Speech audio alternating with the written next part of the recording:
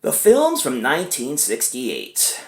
That's what we are reviewing all this week. A lot of great films came out from 1968, and I decided to do a film from the gutter auteur, master of the swirl camera, and the Renoir of Grindhouse, the one and only Andy Milligan. And the film is a first time watch for me. Now, I've seen most Andy Milligan films, but this is one that I hadn't seen, so it was the first time watching. That is the Ghastly ones. I also have the DVD of this one as well from Something Weird Video.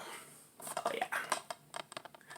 And this actually has the longer version than in this box set, so go figure.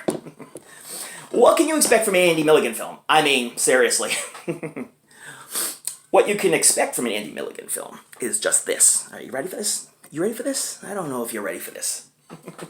Horrible dialogue. That looks like it was written by a 12-year-old who failed every class miserably. Bad choice of actors playing certain parts, you know. There's 3 women who are married to 3 men, and all 3 men are extremely flamboyant. Doesn't look like they would even date a woman, never mind marry a woman. Not that that's a bad thing, because it really isn't. It's just his choice of actors in this film. And then there's the death scenes. Oh yeah, someone throws a hatchet up in the air, and it looks like it doesn't even come close to the person's head, and then you see it up in the air, and next thing you know, it's attached to the person's head, and they're like, argh. Absolutely hilarious. Andy Milligan's direction is shoddy. It's all over the place. It's like you're watching Blair Witch. But Blair Witch was actually straighter, as Andy's is like all over the place. If you have dizzy spells, you might not ever want to watch an Andy Milligan film. But if you've watched an Andy Milligan film, you'll know if you want to watch the rest of his films, and that's just the way it goes. He has his own style. Mostly all of his films are placed near a Victorian mansion, which he owned. He uses actors that were in his acting troupe, where they do community theater. So basically, those were the actors he used in his films.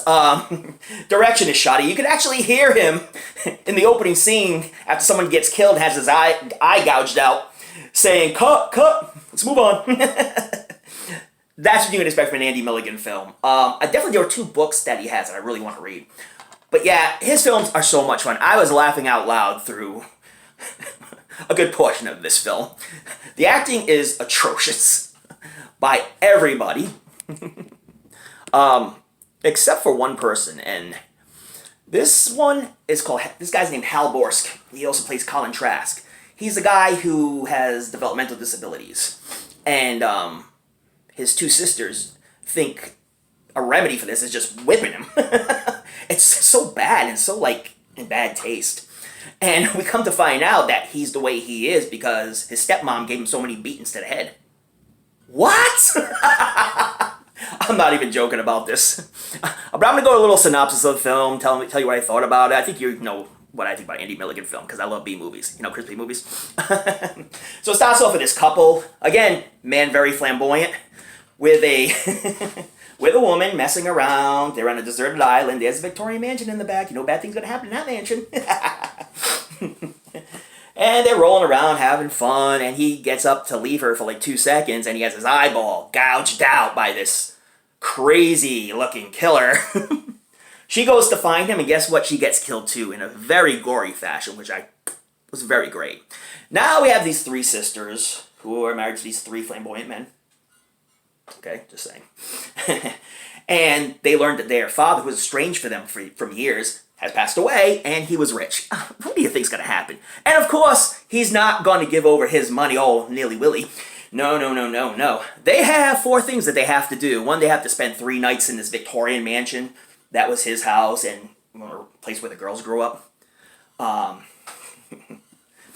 They have to have been married for a certain amount of time, and all other crap, but basically, there are 3 servants.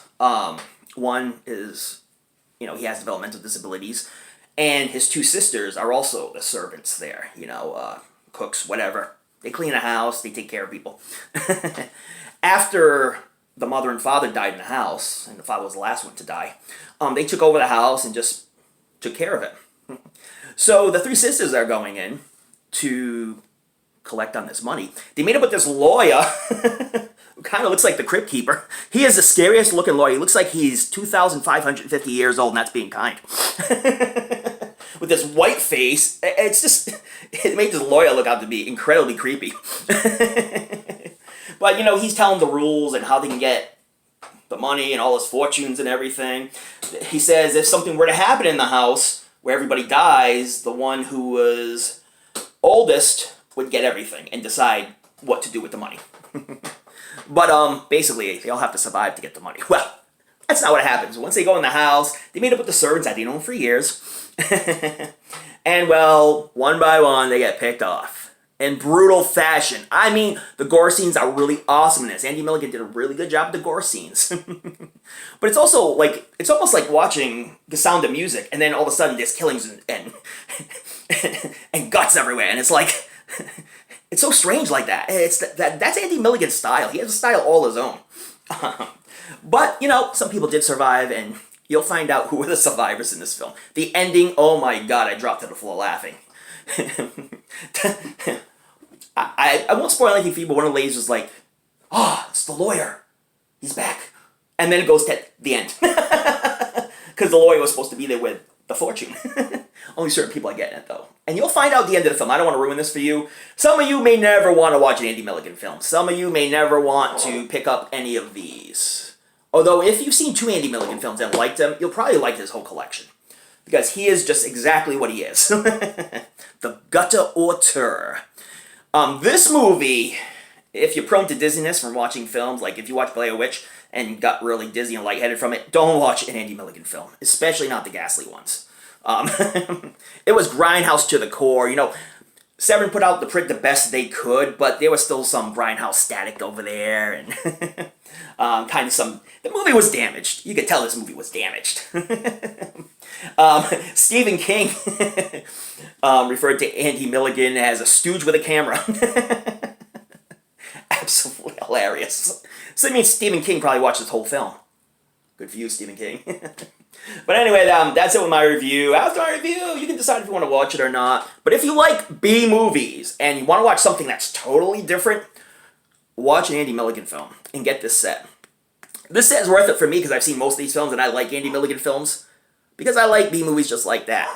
Highly entertaining and low budget and... Although Andy Milligan was a cheapskate, okay? I'm just going to say this.